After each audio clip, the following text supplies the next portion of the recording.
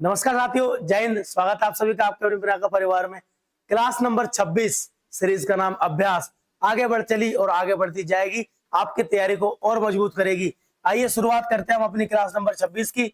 ये वही सीरीज आपकी शानदार जबरदस्त सीरीज जिसका नाम है अभ्यास सीरीज, जिसके अंदर आप पढ़ने वाले हैं जीएस या सामान्य अध्ययन के वो महत्वपूर्ण प्रश्न जो आपके एग्जाम में लगातार आते रहे हैं और आने के पूरी चांसेस रखते हैं। आपके एग्जाम बहुत पास है, लगातार आपकी क्लास होती जा रही है। मात्र 15 क्वेश्चन, बहुत छोटी छोटी क्लासेस, मात्र 15 क्वेश्चन के साथ आज हम 26वीं क्लास पर हैं।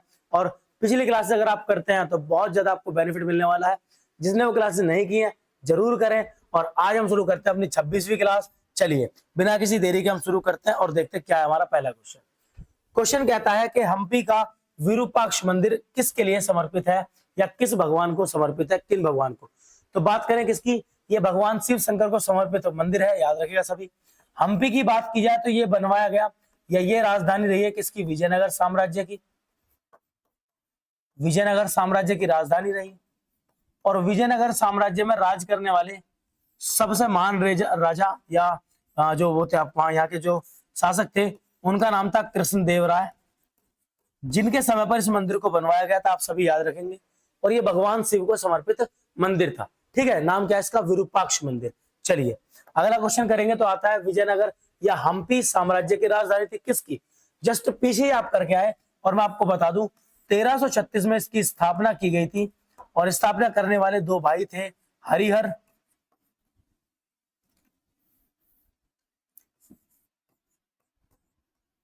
हरिहर और बुक्का।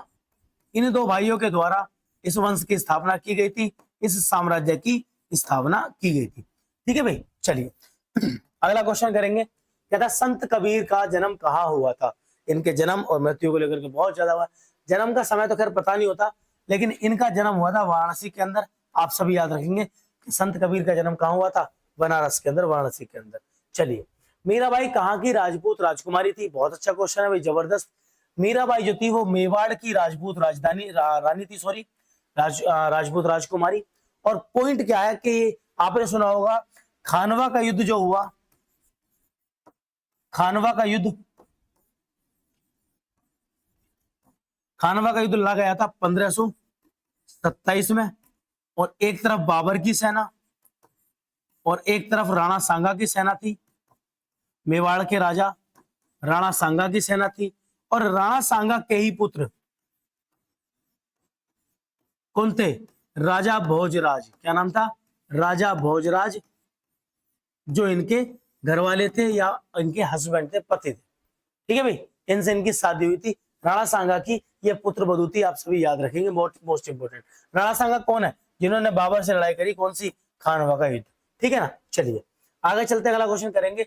गुरु नानक देव सिख धर्म के प्रवर्तक, इनका जन्म कहाँ हुआ। गुरु नानक देव वो हैं, आप जानते हैं सभी, सिखों के पहले गुरु।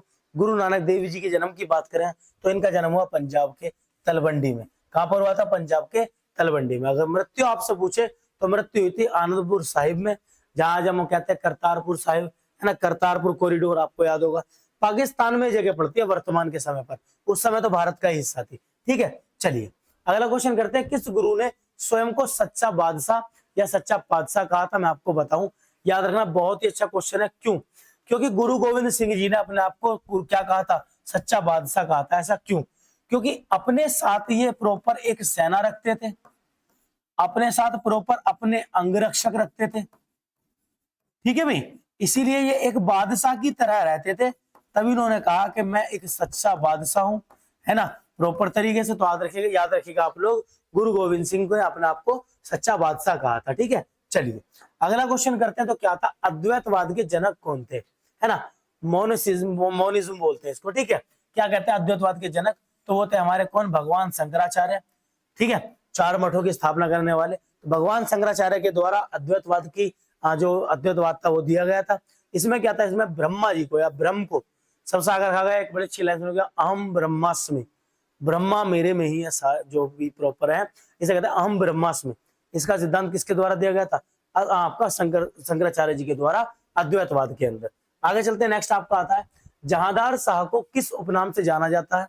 जहांदार शाह की बात करूं तो उत्तर मुगल काल के अंदर का ये बादशाह उत्तर मुगल काल के अंदर का। इसको कुछ नहीं पता दीन दुनिया की, नाम इसका रख दिया लंपट मूर्ख। इसको कोई मतलब नहीं राजकाज से, मस्त जिंदगी चिल काटनी है, कुछ मतलब नहीं सत्ता से, बड़े बूढ़े जो बना गए उस पर एंजॉय करना है, काम खत्म। नाम क्या रख दिया, लंपट मूर्ख। ठीक है, चलिए अगला क्वेश्चन करते हैं।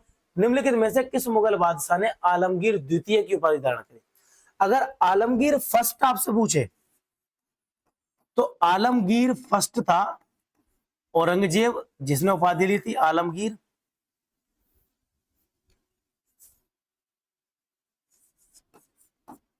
आलमगीर जिसने उपाधि ली थी उसका नाम था औरंगजेब। ठीक है भाई, और आलमगीर द्वितीय की उपाधि धारण की थी अजीजुद्दीन ने। किसने? अजीजुद्दीन ने उपाधि धारण की थी। ठीक है, चलिएगा अगला क्वेश्चन करेंगे तो ध्यान देंगे। राजा राम मोहन राय को अकबर शाह द्वितीय के द्वारा कौन सी उपाधि धारण कराई गई या कौन सी उपाधि दी गई थी? तो आप याद रखेंगे राजा राम मोहन रॉय को या फिर राम मोहन रॉय जो थे, इनके नाम के आगे जो राजा लगता है वो राजा की उपाधि ही किसके द्वारा दी गई थी? अकबर द्वितीय के द्वारा दी गई थी। याद रखेंगे सभी, मोस्ट इंपोर्टेंट है। ठीक है, कई बार आया। राजा राम मोहन राय आप सभी जानते हैं ब्रह्म समाज के प्रवर्तक थे। ठीक है भाई, है ना, नव जागरण के या भारतीय नव आधुनिक भारत के नव जागरण के अग्रदूत, है ना, बहुत सारे इनके नाम है, बहुत सारे इन्होंने सुधार भी किए थे, सामाजिक सुधार। चलिए, शिवाजी के साम्राज्य की राजधानी क्या थी? शिवाजी के साम्राज्य की राजधानी हमेशा क्या रही? रायगढ़ रही। आगे चल के इन्होंने अपनी जगह बदल दी, क्या कर दी थी? पुणे कर दी थी। ठीक है, लेकिन फिलहाल क्या रही थी? रायगढ़। चलिएगा अगला क्वेश्चन करेंगे तो कहता है विलासितापूर्ण जीवन जीने के कारण मोहम्मद शाह को किस नाम से जाना गया?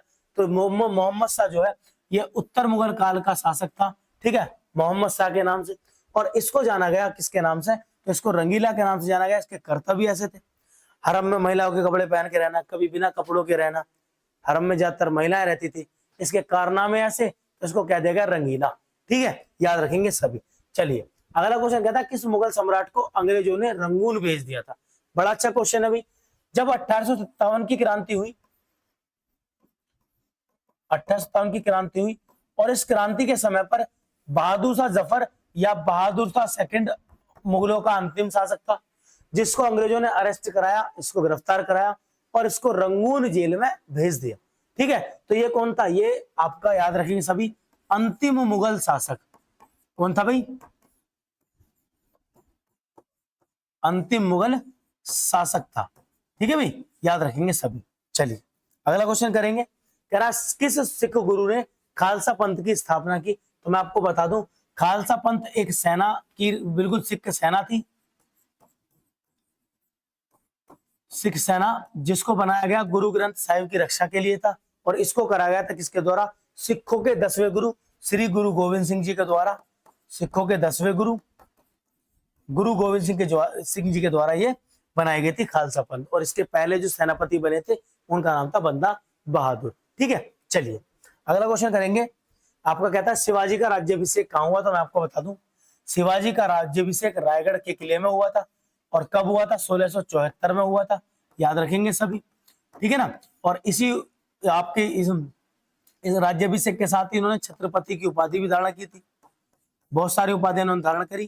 ठीक है, सभी याद रखेंगे। इनका जो राज्याभिषेक हुआ वो कहाँ हुआ था? रायगढ़ के किले में। ठीक है भाई, ये आपके 26वीं क्लास के जो आपके अभ्यास सीरीज के क्वेश्चन थे ये हमने कराया। आपके कैसे लगे आपको क्लास जरूर बताएंगे। ये 15-15 क्वेश्चन आज आपको बड़े कम लग रहे हैं, एक समय पर आकर के अभ्यास सीरीज बहुत लंबे नंबर में जाएगी तो आपको थोड़ी बड़ी लगेगी, इसलिए लगातार अपनी क्लास को करते चले। चैनल को सब्सक्राइब कर ले क्योंकि अभ्यास सीरीज बहुत लंबी जाने वाली है, इस बात की गारंटी हमारी तरफ से रहेगी। मिलते हैं अभ्यास सीरीज के अगले पड़ाव पर, मतलब कि 27वीं क्लास में। तब तक के लिए जय हिंद।